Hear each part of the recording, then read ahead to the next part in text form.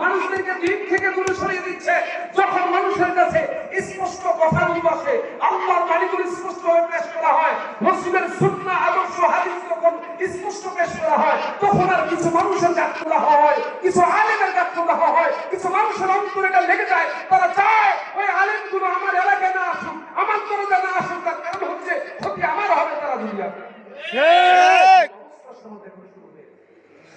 এমন অবস্থা যেমন আগে শুনতাম কিছু মাতাব্বর ছিল এই গ্রামে যেন শিক্ষিত না, হয়তো রান্নাগুলো ছিল না। সরকার সব শুনতেছেন, আমার বাড়িতে আমি একমাত্র শিক্ষিত মাতাব্বর, আর যেন কেউ শিক্ষিত না হয়। ছিল কি এটা? ছিল না। কেন ছিল? মুসলিমদেরকে তো এটা করা হতো, মুসলমানদেরকে তো করা হতো। হিন্দু জমিদার যারা ছিল তারা মুসলিমদেরকে কুক্ষিগত করে রাখতো, তারা পড়তে পারতো না। ঠিক না বেশি হতো তো, ইতিহাস দেখেন না। এখনো কিন্তু তাই আছে। তার কারণ হচ্ছে যখন আপনার কাছে স্পষ্ট আলো চলে আসবে তখন কিন্তু আধার দূরীত হয়ে যাবে। ঠিক কিনা? আপনি আধারের ভিতরে কয়টা মানুষকে রাখবেন, এজন্য জানা বোঝা উচিত। আপনি শাশুড়ি হুজুরের কাছে আসবেন, আমাদের কাছে অনেকে মুড়ি ধোয়ার জন্য আসে, বলি কেন আসছেন?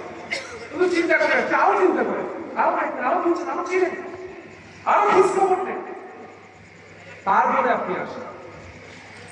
ঠিক আছে। আর অনেক হুজুরেরা দিকে তাই কেন মুড়ি করে, এই তুমি মুড়ি ধুইছো, এই তুমি মুড়ি ধুইছো, এই তুমি মুড়ি ধুইছো, মুড়ি ধোয়া।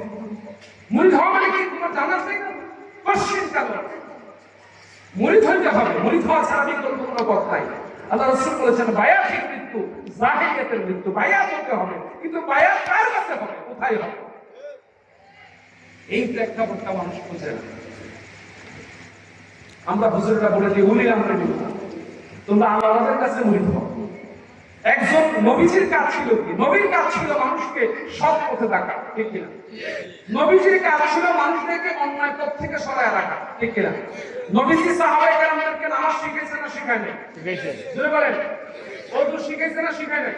খাবার দাবার কেমনে খাইবো শিখাইছে নাকি শিখায় নাই? উঠা বসা কেমনে করবো শিখাইছে নাকি শিখায় নাই? সালাম শিখাইছে নাকি শিখায় নাই? মানুষের সাথে আচার ব্যবহার কেমন হবে শিখাইছে নাকি শিখায় নাই? টয়লেটে গেলে কেমনে যাবে, বের কেমনে হবে শিখাইছে নাকি শিখায় নাই? দাওয়াতে গেলে খাবে কেমনে শিখাইছে নাকি শিখায় নাই?